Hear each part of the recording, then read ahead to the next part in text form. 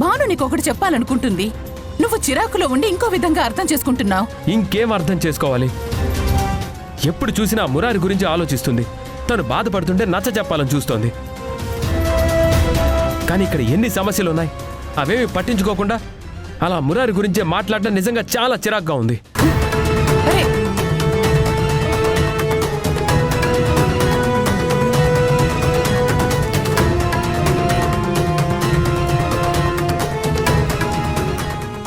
చూడండి అత్తయ్య, ఆయన ఎలా కోపాడుతున్నారు.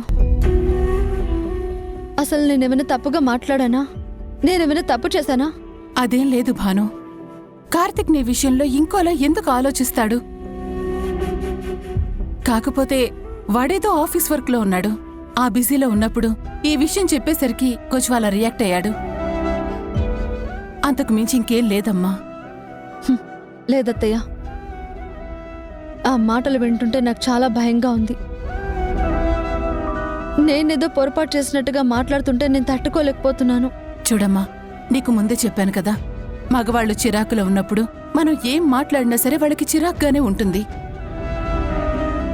వాడు ఏదో ఆలోచిస్తున్నప్పుడు నువ్వొచ్చి అలా చెప్పేసరికి ఏం మాట్లాడాలో తెలియక అలా మాట్లాడాడు.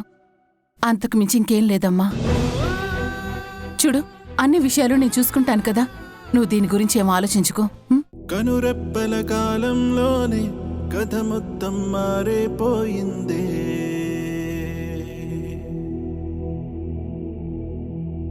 కను తెరిచి చూసేలోగా దరి చేరని దూరం మిగిలిందే. ఇన్నాళ్ళు ఊహల్లో ఈ నిమిషం శూన్యంలో మిగిలానే ఒంటరినై విడిపోయే వేడుకలో జరిగినది వింతేనా మన పయనం ఇంతేనా.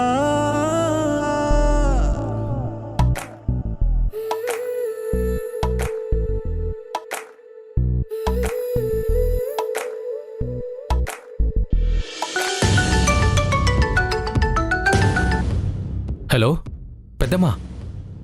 హలో చక్రి. ఏంటి పెద్దమ్మా ఇప్పుడు ఫోన్ చేశావు? ఇప్పుడు నీ దగ్గర ఎవరూ లేరు కదా? లేరు పెద్దమ్మా, ఇంట్లోంచి బయటకు వచ్చి మాట్లాడుతున్నాను. ఇక్కడ ఎవరూ లేరు, చెప్పండి. నేను చెప్పేది జాగ్రత్తగా విను. ఆ ఇంట్లో నీలిమ తరపున గట్టిగా మాట్లాడుతున్నది వాళ్ల పెద్దమ్మ శారద, నీలిమ అక్క స్నేహ. మిగిలిన అందరూ భానుకి తెలుస్తుందన్న భయంతో మౌనంగానే ఉంటారు.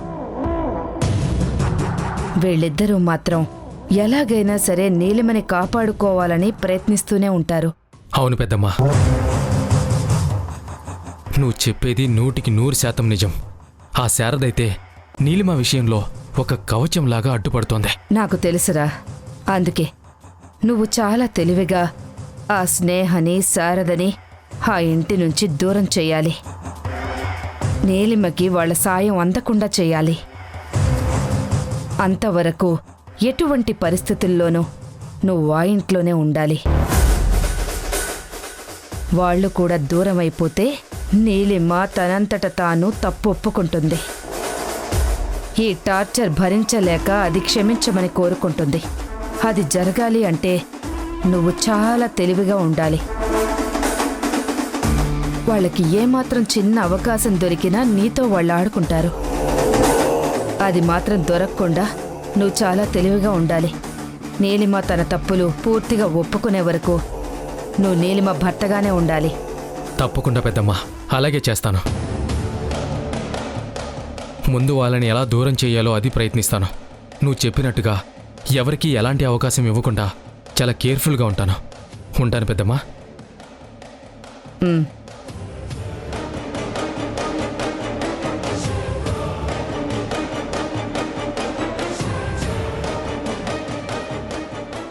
నీలిమా, నువ్వు ఆ ఇంట్లో అందరినీ నమ్మించొచ్చు, ప్రపంచాన్ని నమ్మించొచ్చు, కానీ నన్ను మాత్రం నమ్మించలేవు. నువ్వు నన్ను మోసం చేసావు, తట్టుకున్నాను. నా కొడుక్కి ద్రోహం చేసావు, వాణ్ణి బ్రతుకున్న శవంగా మార్చావు. నరకం ఎలా ఉంటుందో మాకు చూపించావు. ఆ విషయంలో నేను నిన్ను ఎప్పటికీ క్షమించను. నిన్ను నేను వదిలిపెట్టను.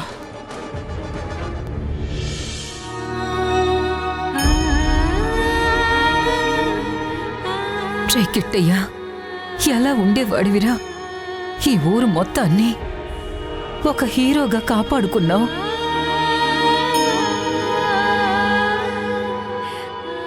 ఎలాంటి సమస్య వచ్చినా నువ్వున్నావని ఎంతో మంది నిన్ను చూసి ధైర్యంగా ఉండేవారు.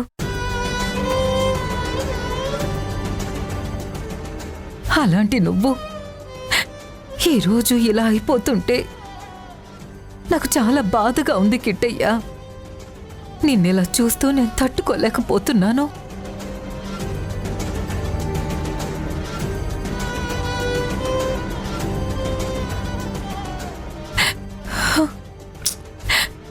అమ్మా, తమ్ముడు బాధపడి నువ్వు బాధపడుతూ ఉంటే ఇంక ఎవరిని ఓదారుస్తారు చెప్పు?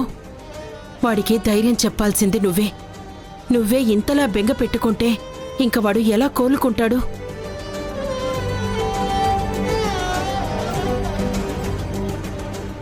నేను వాడికి ధైర్యం చెప్పడం ఏంటి? వాడు నా మాట విన్నాడా? వాడి తలనలా కొట్టుకుంటూ ఉంటే వద్దు కిట్టయ్యని ఎంతలా చెప్పినా పట్టించుకున్నాడా? ప్రేమలో ఉన్నవాడికి నా మాట వినిపించడం లేదు. బాధలో మునిగిపోతున్న వాడికి నా బాధ కనిపించలేదు.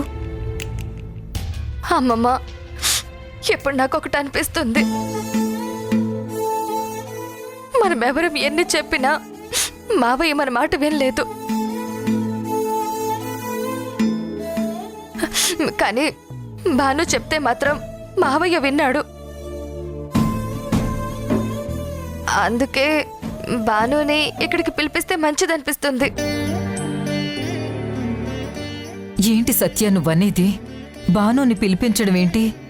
కొంచెం ప్రాక్టికల్గా ఆలోచించమ్మమ్మా. మావయ్య ఎవరి కోసం బాధపడుతున్నాడు? రాధ కోసమే కదా. భాను అదే రూపంలో ఉంటుంది కాబట్టి భాను ఏం చెప్పినా మావయ్య వింటున్నాడు. అదే భాను ఇక్కడుందనుకో, మావయ్య తొందరగా కోలుకుంటాడు.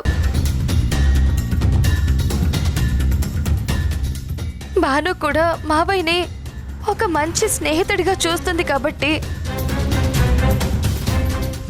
తను చెప్పే మాటలు, తన ప్రవర్తనతో మావయ్య మళ్ళీ మామూలు మనిషి అవుతాడని నాకు అనిపిస్తుంది.